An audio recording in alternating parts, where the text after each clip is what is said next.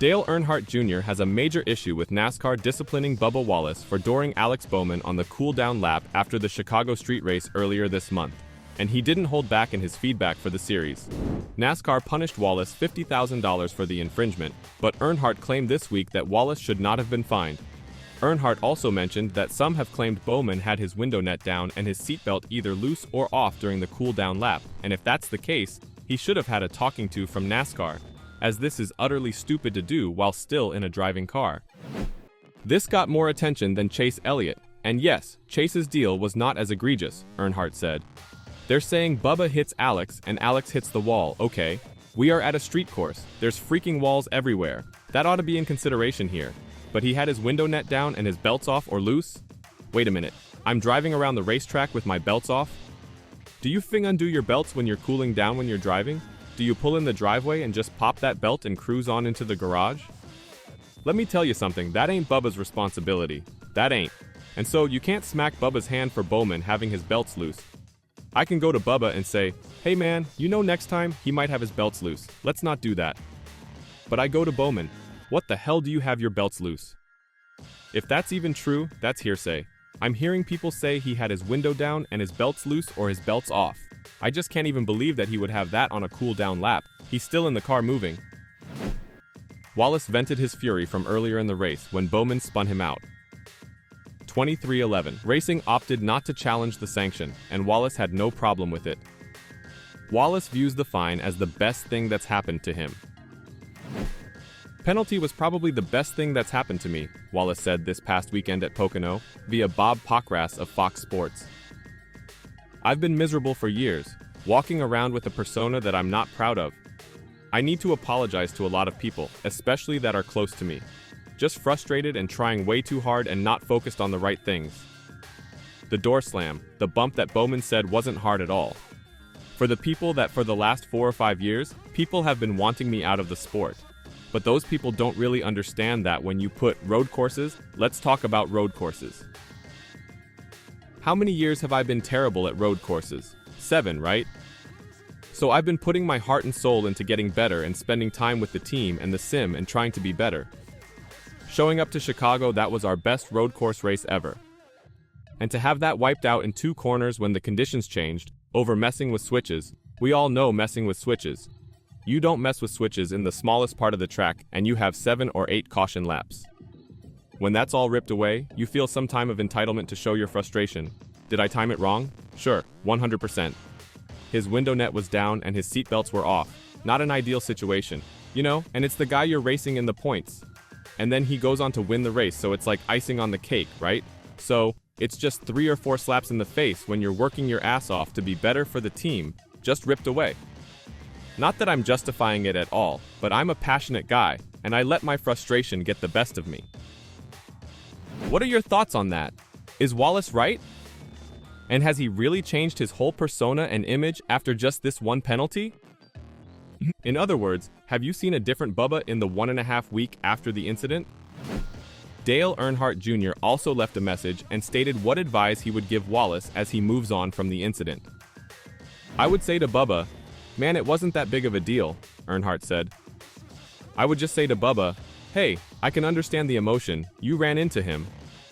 A lot of us didn't think it should have been a fine. I thought 50 grand was excessive. NASCAR has their reasons, I don't know what they were. I was surprised by that.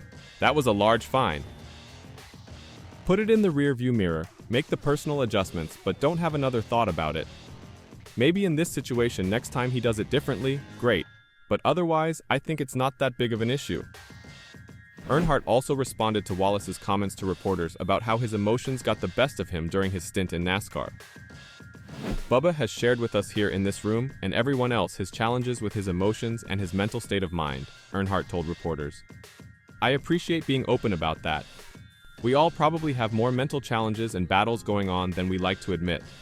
But he's been open about that, and it seems like Bubba definitely does dwell on certain instances like this, and maybe makes it a bit larger in his own mind than it is to the rest of us. Dale Jr. ended with, all in all, I think the whole situation has been blown way out of proportion. First up, if true, Bowman should never be driving with his seatbelt of, not even on a cool-down lap. That ridiculous and is something that only takes a couple of seconds after parking the car back in the garage of pit lane. Next to that, Wallace shouldn't lash out like that. Yes, it's frustrating, but would he really have won that race if this didn't happen? He would have scored some good points, I'm definitely on board with that. But I'm not so sure about a win. What about you? Have NASCAR and the drivers taken this incident and the penalty too far? Let me know your thoughts in the comments down below. This all happened 2 races ago, but unfortunately for NASCAR, there was another controversial incident just last week, and this had to do with Corey and Kyle. Big run by some of those cars in the back and around into the field. And for Corey, this meant being in the spotlights once again. And according to Dale Earnhardt Jr., he needs to make significant progress in his NASCAR career now that Rodney Childers will be his crew chief beginning next year and has to cut out those little moments like last weekend. I think that we gave Corey a pass, and rightfully so, because we never really knew what the equipment was like that he was driving, Earnhardt claimed. He's drove for teams that just didn't perform, but now with Carson Hocevar, it's bringing the heat because Hocevar is going out there and running well. Maybe Hocevar doesn't always get the result, but he gets the car where it's capable of finishing. He'll get it in the top 20, top 15, and you're like, well, that car can do that. Corey's car should and can be able to do that. And so now you're like, all right, Corey, time to put up or shut up. There's some pressure there, and it's not a comfortable thing. Corey can turn that into a positive, believe it or not. If you're Corey LaJoie, you have to believe that. You have to feel like you're going to figure this out.